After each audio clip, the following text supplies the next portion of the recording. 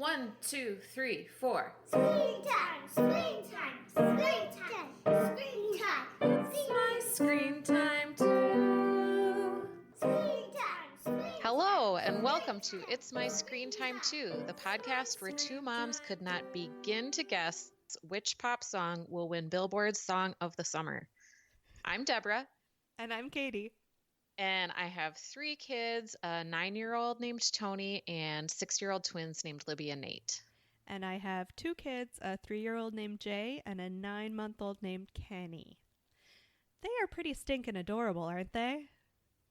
They are. I have to share this with our audience. I already texted you a picture, so I was doing some prep work for this episode earlier in the week, reading our Screen Time News article, and Tony super helpfully sat down and wrote out like a 12-point bulleted list of ways that we can increase our podcast listenership.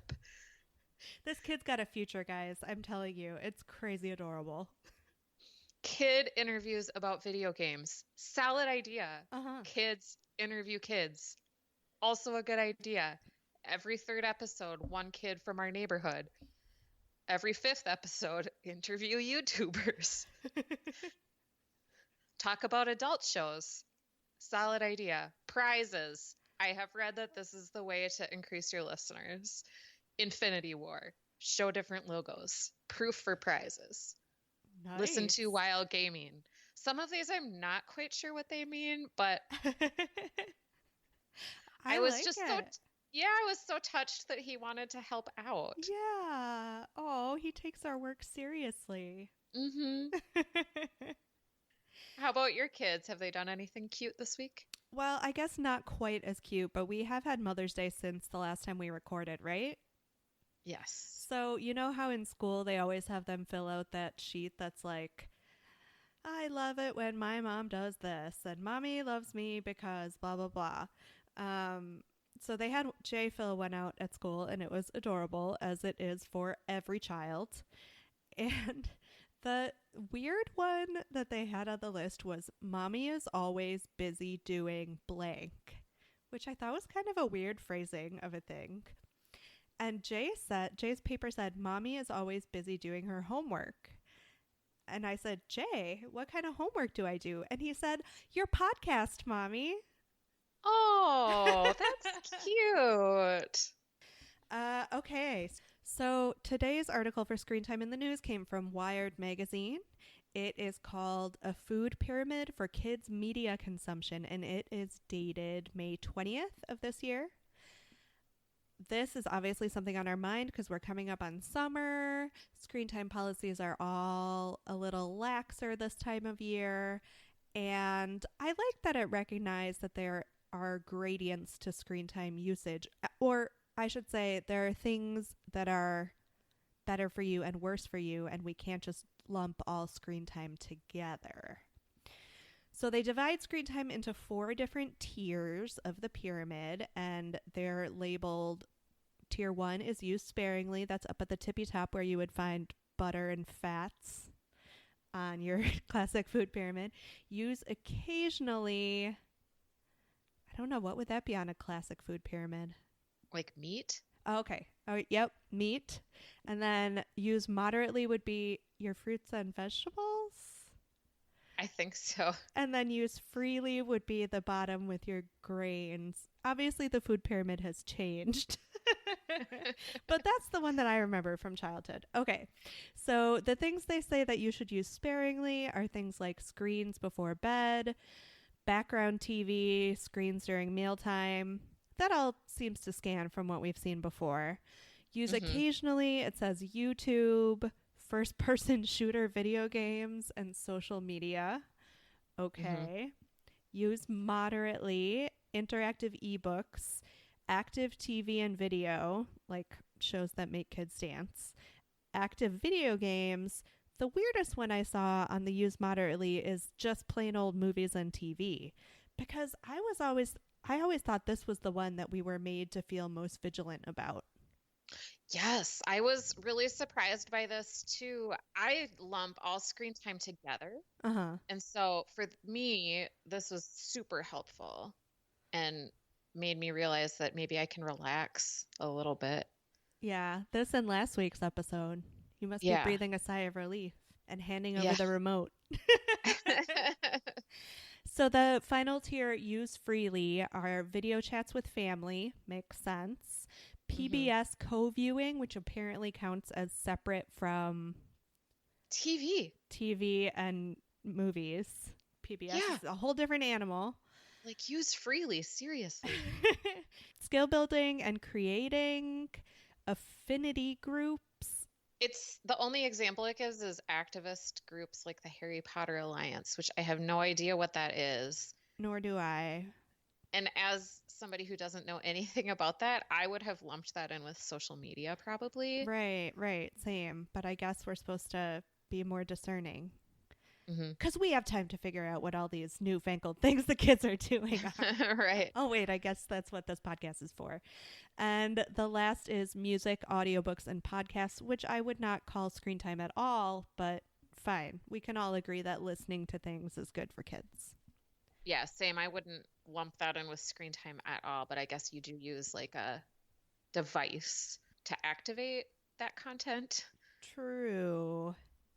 Still, I think it's sketchy. But really, the biggest surprise for me is that movie on TV one. That was the thing that stood out. Yeah, I actually looked at this with Tony, and we both found it really interesting and helpful as we plan our screen time structures and guidelines for the summer.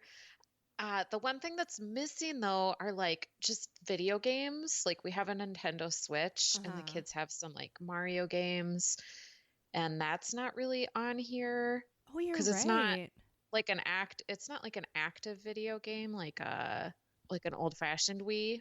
Uh-huh. And iPad games, like my kids like to play Lego Star Wars Saga. Uh-huh. That's a good point. That seems like a big omission on their part because they only address first-person shooters, Hmm. use occasionally, and active video games like the Wii.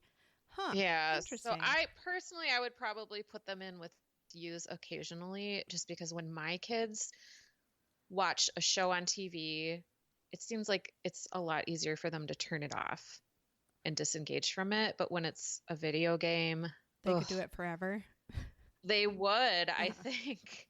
And they're crabby when it's done if you catch them at the wrong moment. Mhm. And I'm going to be more liberal with TV and movies and probably stick to my same restrictions on video games for the summer.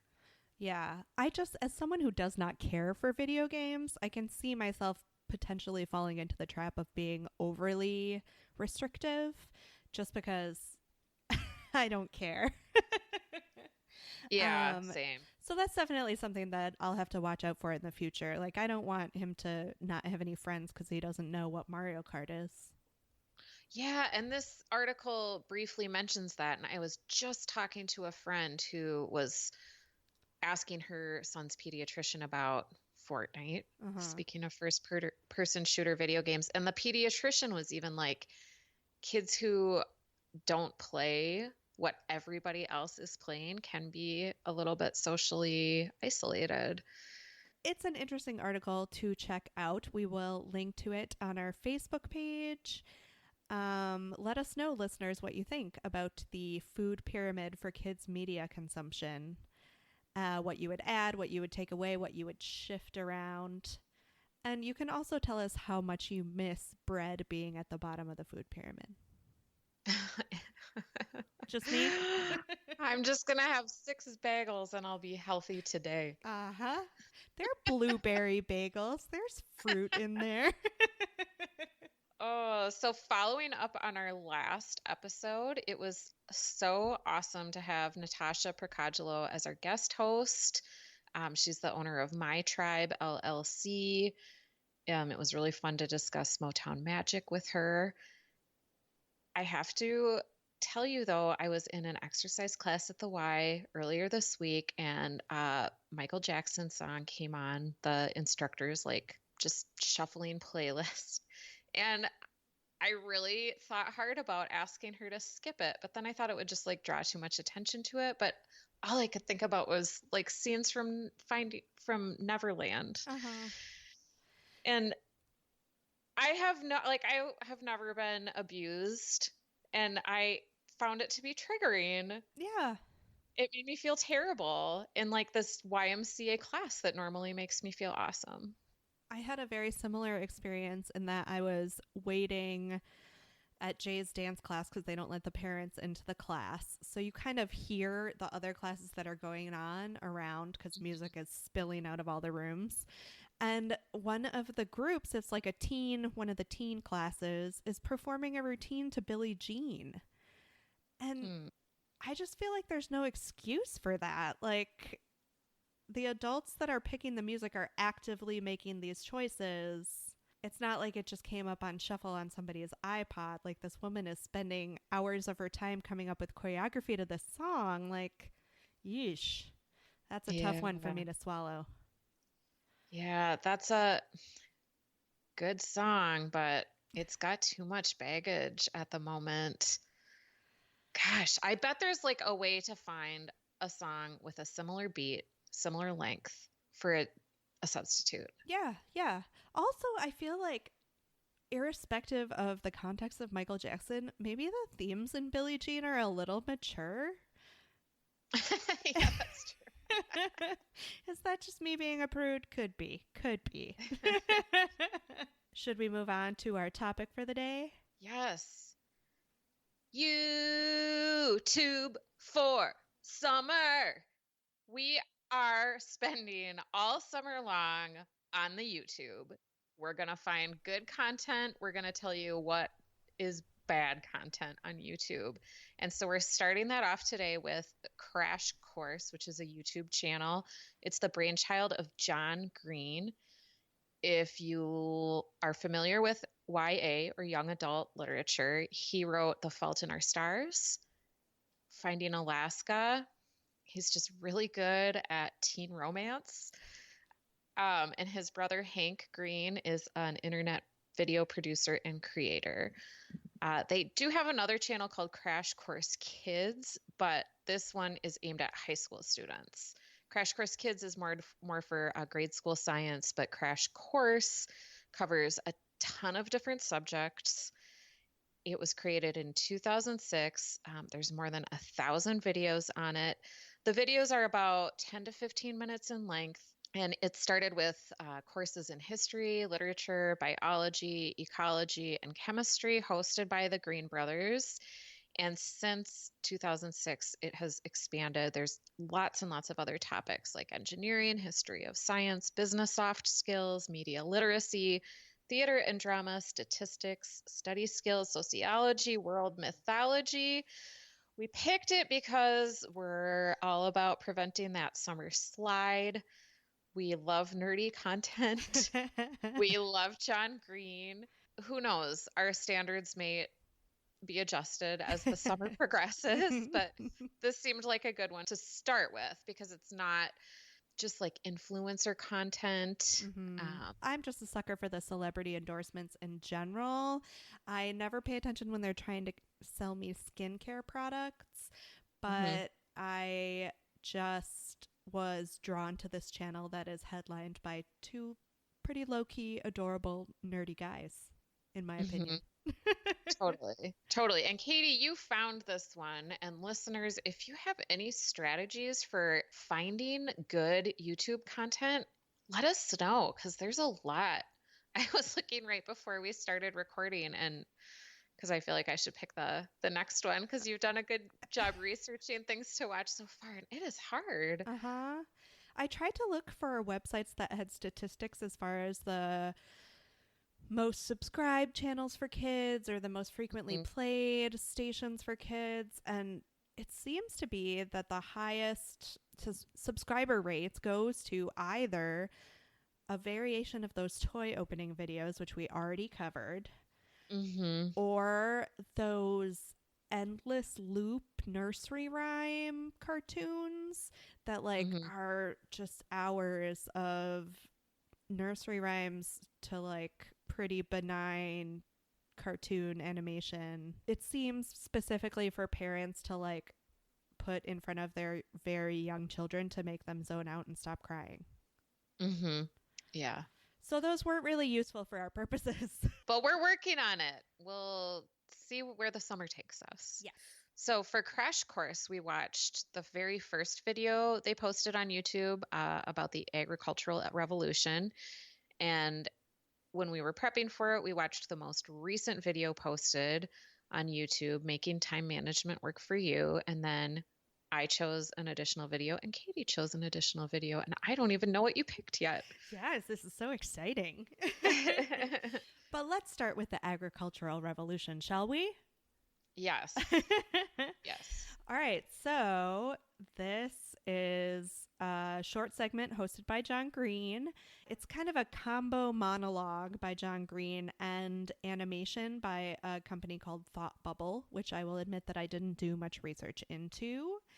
And it talks about the development of agriculture and how it developed independently in a lot of different places. And I thought it did a pretty good job of giving a two-sided story of whether this was a good historical development or not. It stayed away from the March of Progress sort of narrative, which I feel like is probably the one we got in school.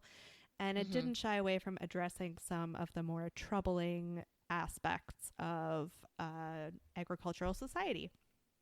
Like factory farming and environmental damage and, you know, the relative happiness of hunter-gatherer populations versus settled agricultural populations. In the end, he concluded that it's not really a revolution, but a process. It's not something that happened overnight, obviously. He also had a really weird obsession with the 99-cent double cheeseburger as kind of a symbol of how far our society has come from its hunter-gatherer roots. And he would go on and on about how we've come to the point where like overly processed food is so cheap that we have a 99-cent double cheeseburger, and he would eat it every once in a while and say how disgusting it was. I don't know. That part felt a little uncomfortably elitist for his point for me. But other than that, I thought the video was pretty catchy. It was a pretty good overview and pretty even-handed, I thought. What did you think? I really liked it. I thought he was delightful. He talks really fast for the purposes of this video, which, you know, really keeps your attention, makes you want to follow along to what he's saying.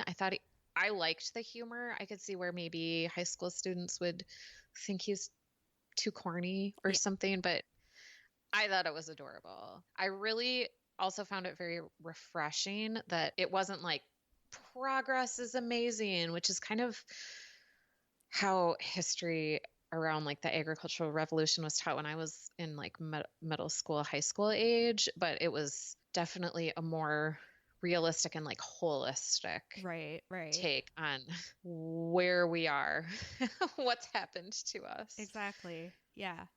Do you think that John Green gets away with cornier humor with the teenagers because they have so much built-in goodwill for him because of his novels?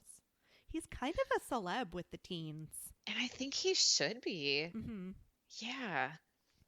So I think he can probably get away with it. I loved that first moment in this video when it was like he was the teacher giving the monologue, but then they cut to him as like a student at a desk raising his hand, saying, "Will this be on the test?" And John Green just goes into this wonderful rant about how, yes, there will be a test, and that test will be your entire life. Like every cocktail party, job interview, dinner date, everything. You will constantly be tested on this knowledge. And I loved that. I loved the emphasis on just learning to become a whole human being. Yes. The focus on lifelong learning, not just so you can get a good grade. I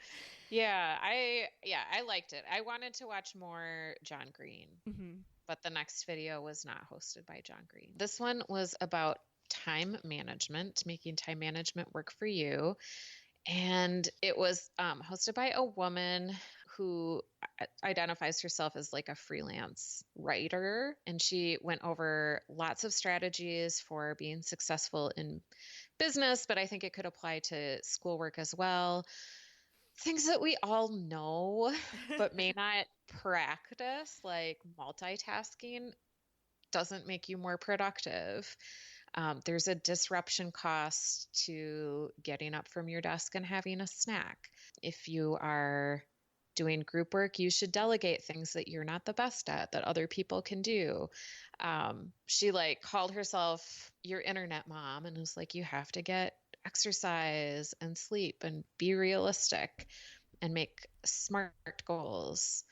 I thought it was much more dry than the John Green video, but that's kind of just the content. Right. And this is just like a more, for lack of a better word, just a boring subject. Agreed. And like, I remember being a young person and like I would never ever have learned these types of concepts from somebody lecturing about them. I mean, this is stuff, it's taken me years and years. Right. And for me, I have to learn by like doing it wrong first. Yeah. And I don't think there's no value in trying to drill these concepts into teenagers' heads. I just think, first of all, the format is kind of ill-suited to it because who's going to sit through an 11-minute video? I mean, it, like you were saying, it's really dry. It doesn't have the quick wit that the John Green video did. I feel like it could stand some more dad jokes. Yeah, and the content didn't lend itself to this format very easily. Like the thought bubble animation in John Green's video there was a lot to work with there because it was showing agricultural stuff. Yeah. Whereas the other one is just like pictures. someone at a desk. Yeah, and it was a lot of like cutting away to quotations and like the words she was saying. And yeah. I think it was kind of a poor use of the host too, because I did do a little digging on the host whose name is Evelyn Noguchi. I apologize if I'm mispronouncing her last name, but she goes by the tag Evelyn from the internet. And I looked at her YouTube channel, and the video that they had playing on her home screen was like a message for people who feel like they're falling behind in life, because she's a probably middle of the age range millennial, so in her late 20s. And it was funny and self-aware, and I wanted a little bit more of that from this video. I think they underused their host because presumably they hired her because of this presence. Yeah, I wouldn't, just because I liked it less than the agricultural revolution video doesn't make me want to stop watching Crash Course. I would just like pick a different subject because there's so much to choose from that's more interesting to me personally.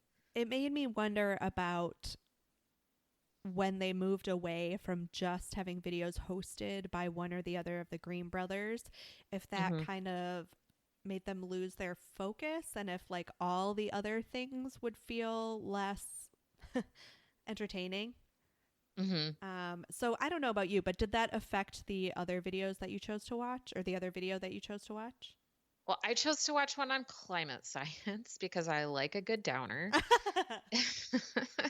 And the host of that he was pretty good. Oh, okay. He was on par with the woman who did the time management video. Okay. Like fair, like good presence, was interesting, but just not as entertaining as John Green. Yeah.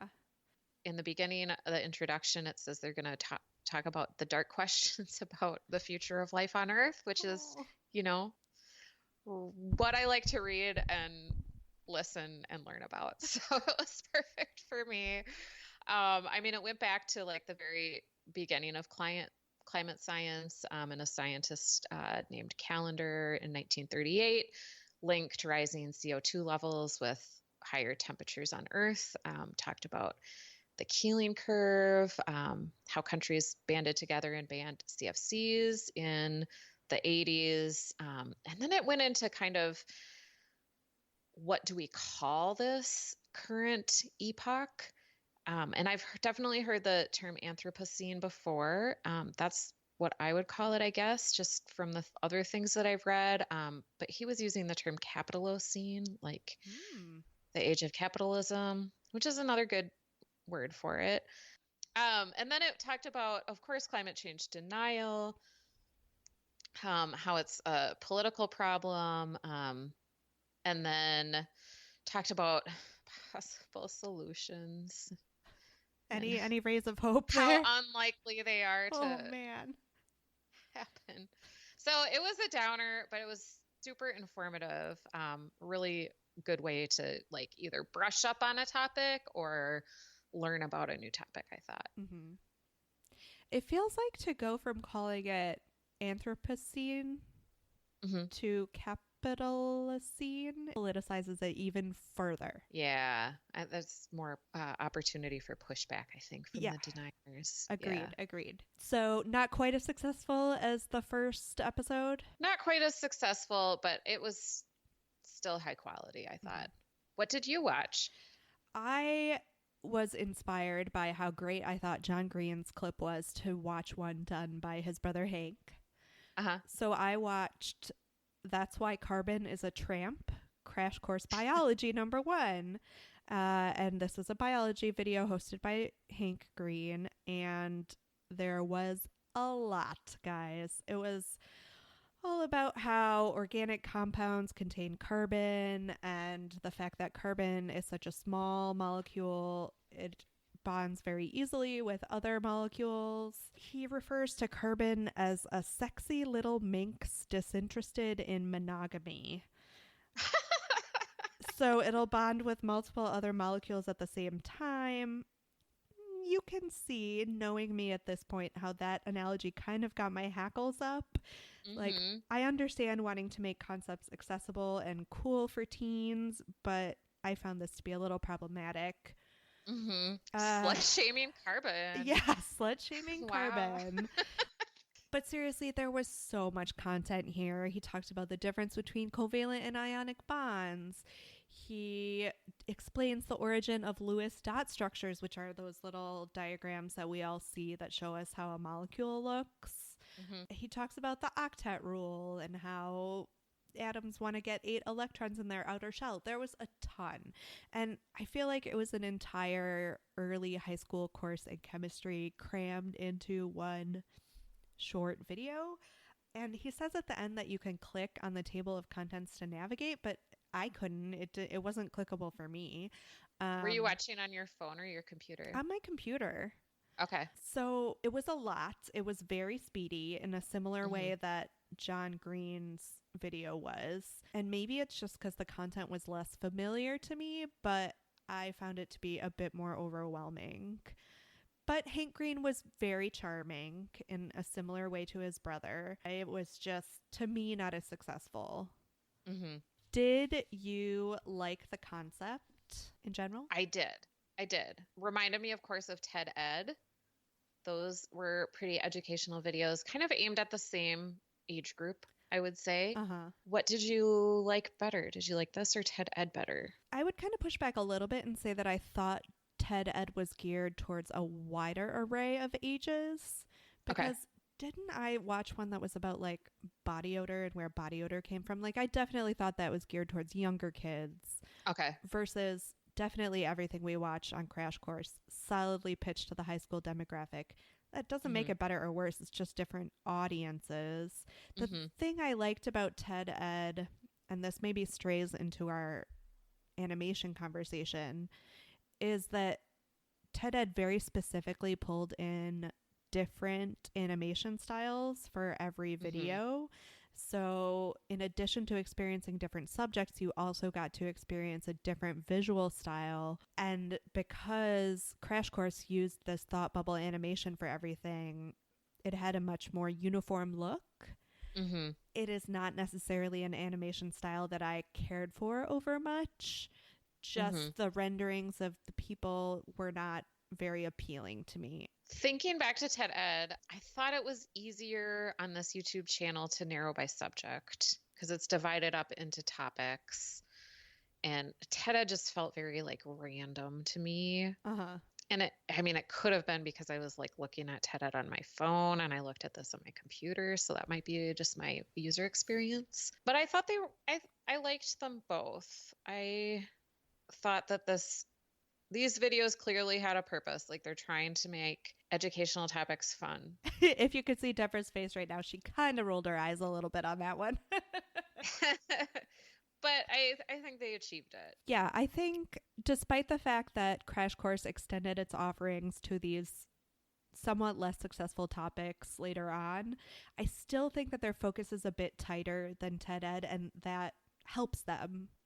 Mm-hmm. What did you think about, and I called this in our document, the difficult, often embarrassing task of grown-ups making learning hip for teens? You rolled your eyes a little bit earlier. Do you think in general it would just elicit endless eye rolls and annoyed sighs? You know, I don't really have my fingertip on the pulse of the American teen. Yeah. So I don't know. I know when I was a teen, I was really resistant to anything that adults were trying to do to make things cool. Yeah. But I think that was like the Reality Bites generation and time. So it's hard to say. I think there was John Green uses like a word for sex, like skittily burping or Oh, something yeah. Ugh. that made me cringe. Yep. And I don't know that teens would think this is cool. Yeah, which I guess brings me back to my like, is there enough goodwill for John Green that he gets a pass? Mm-hmm. I mean, I definitely think it's much more successful than, say, the Who Was show. Right, yeah. But I guess Yeah. the Who Was show was skewed towards, it was teens doing the explaining, but it was probably skewed towards a younger audience. Mm-hmm. Ugh, but was so bad. Did you have any specific thoughts on the design or the animation? I'm kind of with you. I didn't find it visually displeasing, but I wasn't really wowed by it. You know what I would compare it to most readily, and I'm going to express this very inarticulately. Haha, it's very unusual for me. So, you know, when you're looking at infographic, that's the word I'm looking for, an infographic that says like this many people in the world are Catholics and this many people in the world are Muslims. Yeah, Like, it was that kind of stick person. yes, exactly. With like, it's not exactly a stick person. It's a little bit more fleshed out, but the bodies are still straight and the arms and legs are still like just tubes. Yeah. Mm-hmm. And that's With what, a circle for a head. yeah, and that's what all the animation was. And as much as I love a good infographic, I just didn't love seeing that animated on screen. It didn't do it for me. Mm-hmm. What about video length? The overwhelming thing for me was if I'm interested in knowing something quick about time management, I'm going to Mhm. go to a website or pick up a book or something because I feel like I can consume information quicker and absorb it. I'm not going to sit down and watch an 11-minute video about it. Yeah, I think the videos were a little long. Yeah. I hate to say it because 10 minutes isn't long. No. And obviously it wasn't long enough to drill in the entire science of chemistry into my brain. Sorry, Right. Hank. Not super successful. So in some sense, they kind of bit off more than they can chew with some subjects. But yeah, I just wouldn't sit down and watch a whole 10 minutes of this. I don't know. I feel like the ideal YouTube video length is like 3 minutes. Yeah. Yeah. So does that mean that they're gearing these to be shown like in the classroom, which would put them in direct competition with TED Ed? I don't know how they could with Colleen Carbon, slutty little minx or whatever. Yeah, I mean, honestly, if my kids were in high school and they were watching these videos, I would not have a problem with it. Agreed. I'm just not sure out of all the content out there that an educator would necessarily pick from this channel. And I think that TED Ed 2 has more of the infrastructure in place. Like, don't they also have lesson plans? And their Mhm. things are very explicitly developed with educators in mind. And Yeah. as cute and fun as these throwaway videos are, they just don't have that same educational pedigree, I don't think. Mm-hmm. What adult movie or show did you find Crash Course comparing to? Okay, so weirdly, I didn't immediately have show comparisons in mind as much as I had podcast comparisons in mind, because Oh, interesting. I am a terrible sleeper, and also my husband snores. So when I go to bed at night, I like to listen to particularly boring podcasts or Okay. audiobooks, ideally narrated by someone with a droney British accent. I'm pretty sure I've talked about this before. Mm-hmm. So one of my favorite things to listen to are Great Courses lectures. Are you familiar with this range of audio content? I have never ever listened to one, but I've heard of them before. The Great Courses, they have them on all sorts of subjects, but I find that if I'm specifically looking for a dull British voice, a lot of their history content is great. When I thought of like grown up geared content that was similar to what was being presented to us in Crash Course, that was what I immediately went for. What about you? Did you compare it to any adult movies or TV shows? Not in terms of content, but just in terms of like tone and pace. It really reminded me of, remember when MTV would have those weird little Dennis Miller shorts like in between shows? It was like not, it was like a commercial for MTV, I think. And he would just be like talking to the camera super fast. I think he was like smoking cigarettes, like ranting. He doesn't really make jokes. He like rants. And then, yes, John Green's pace and screen presence made me think of Dennis Miller in mid 90s MTV. I feel like this is where the great gulf between late Gen X and early Yeah. millennial separates us, because I Yeah. have zero experience of that. But is it anything like Louis Black's presence on like early Daily Show? You know how he would Oh, have maybe. his sets where he Yeah. would just like go on a brief rant about something. Yeah. I don't know.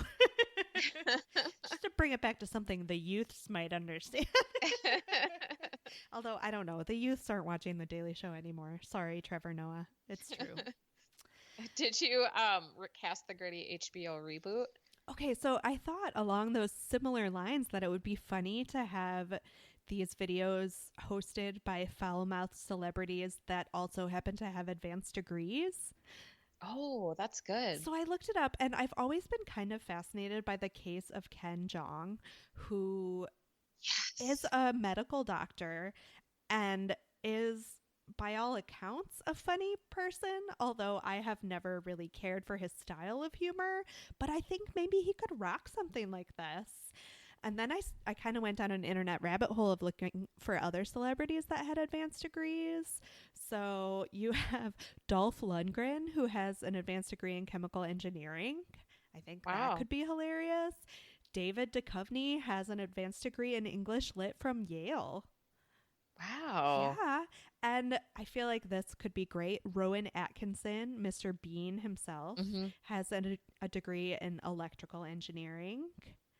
Wow. And then randomly, Brian May has a degree in astrophysics. So I think that could be fascinating as well. From Queen. Yeah. I heard an interview on Fresh Air.